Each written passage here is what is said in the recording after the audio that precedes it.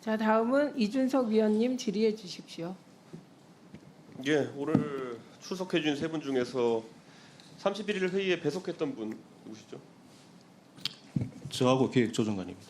그럼 두 분께 제가 한번 여쭤보고 싶은데요. 이날 그러니까 이게 저도 뭐 공천이나 이런 거 당해서 해보고 이러면은 사실 80명 정도 된 지원자들을 뭐 30명, 50명씩 된 지원자들을 추리는 과정 자체가 사실 회의를 진행하는 사람마다 스타일이 조금씩 다릅니다. 네, 그래서 어떤 사람은 이 사람은 절대 안 돼서 하나씩 제껴가면서 보는 경우도 있고요. 누구는 이 사람이 절대 돼야 되라는 방식으로 접근하는 방법도 있고요. 압축이 어떤 식으로 진행되는지 혹시 김영관 조정관님이 어떻게 기억하고 계십니까?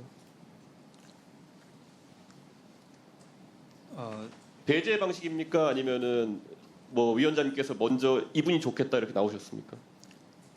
투표를 통해서 결정하는 방식으로 진행을 했습니다. 두 명이 투표한다고요? 네, 두 표 받거나 한 표 받거나 한 표 받거나 이렇게 갈랐다고요? 그렇습니다. 그 투표가 어떻게 진행되는가 좀 설명을 해주십시오. 그 예를 들어서 말씀드리면 그 방문진의 경우에 예. 9분 원래 9분을 이제 예. 선임을 해야 되니까요. 예. 그 두 분이서 9명씩 투표를 해서 예. 투표를 받으면 선임하는 방식으로 했습니다. 그러면 9명을 그 위원장님이 9명의 세트를 하나 추천하시고 부위원장이 9명의 세트를 하나 추천하시고 이렇게 했단 말입니까? 그러니까 전체 대상자가 있는 용지에서 예. 그 투표를 하는 방식으로 그렇게 했습니다. 그러면은 두 분이 각각 9명씩 골랐다는 얘기잖아요. 그렇습니다. 그러면 그 9명이 일치했습니까? 아니면 불일치가 있었습니까? 일치하는 경우도 있고, 그러니까 일치하는 경우에 이제 투표를 받는 거니까요. 아니 전반적으로 저는 이거를 기업에서 이런 식으로 사람을 뽑는 경우가 있을까요? 저는 이렇게 해서 9명씩 교차해서 제가 공천대 보고 미스코리아 심사대 보고 다 해봤는데 이런 건 처음입니다. 제가 봤을 때는.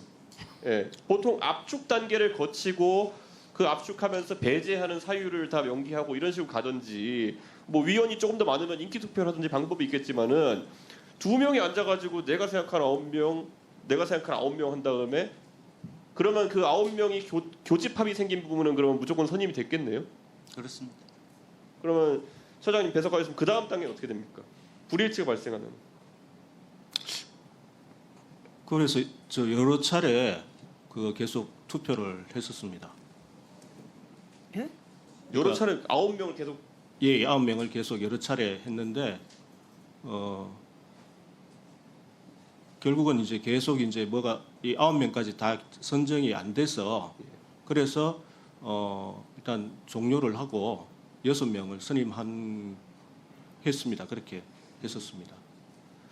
그게 몇 라운드 정도 진행됐습니까? 그러면 그게 꽤 뭐 한 7, 8차례 계속 진행이 됐던 걸로 기억합니다. 6명 뽑는데 7, 8차례의 라운드를 거쳤다. 예, 예, 계속 투표를 했습니다. 그러면 결국에는 그 선정된 분들은 한 분이 의중이 많이 반영된 인사들인 거예요? 아니면 뭐 반반씩 하기로 했습니까? 어떻게 됐습니까?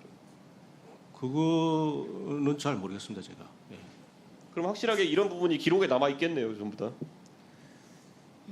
나중에 저희가 회의록을 보면은 이렇게 서로 9명을 제시하고 그리고 거기에서 이견 조정하는 과정에서 남아 있겠네요. 이견 조정은 별도로 없었던 것 같고요. 아니 아까 말한 거라면 불일치가 있었다는데 이견이 없을 수가 있습니까? 그런 거는? 그러니까 두 분이 공통적으로 저기 투표를 하신 분들 나올 때까지 계속 한 거죠. 서로 의견 개진 안 하고요. 그러니까 차이가 생겼을 때 나는 이래서 이 사람이 나은 것 같아. 이런 개진 안 하시고 그냥 예. 투표만 계속했다고요? 예, 거의 투표를 했었습니다. 2시간 동안 나오던 투표를. 아니 그러니까 그래가지고 이견이 조정이 됩니까? 이견을 서로 얘기해야지 사실 서로 의견이 팽팽한 상황에서 위원회 조직이라는 게 뭡니까? 결국에는 이게 독임제기구도 아니고 이렇게 돌아가는 이유가 서로 정반합의 과정을 거쳐가지고 인사나 아니면 여러 가지 안건 판단에 대해 가지고 교환의 과정이 있어야 되는 건데 지금 증인들이 말씀하신 바에 따르면 분명히 이견은 처음에 존재했고 근데 이견을 서로 어떤 기록이 남는 방식으로 나눈 기록은 없고 그냥 이견이 존재한 상황에서 투표만 계속했다. 이 제 해석이 맞습니까 지금? 그렇게 증언하신 거잖아요, 지금. 예, 투표를 통해서 결정을 했었습니다. 그럼 그 반복해서 투표를 한 결과지는 저희가 볼 수 있나요, 나중에?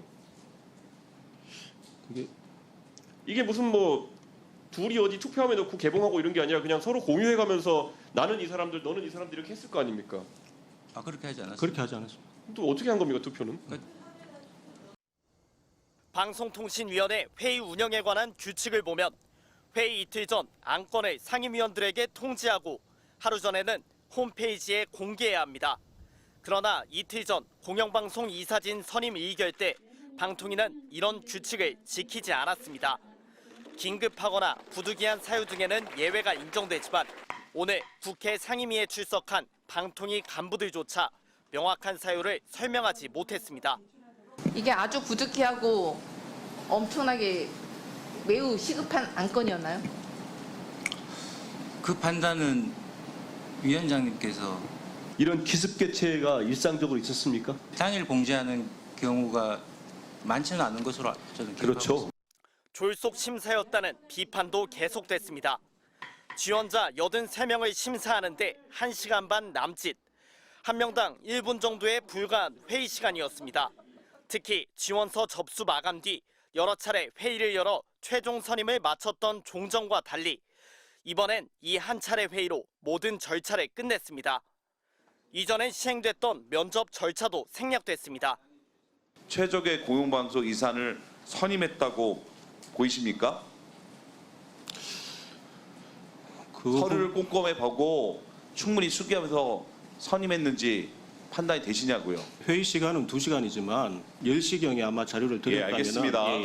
방통위 상임위원 3명이 공석인 가운데 이진숙 위원장과 김태규 부위원장 두 사람만 의결한 점 역시 거듭되고 있는 2인 체제의 파행으로 지적됩니다. 방통위는 두 위원이 여러 차례 투표를 거쳐 공영방송 이사들을 뽑았다고 밝혔습니다. 2명이 투표한다고요? 네, 2표 받거나 1표 받거나 1표 받거나 이렇게 갈랐다고요? 그렇습니다. 이번 박문진 이사 지원자 가운데 3명이 이 같은 절차적 문제점을 지적하며 임명처분을 멈춰달라는 소송을 내면서 법정 공방이 치열할 전망입니다. MBC 뉴스 윤수환입니다.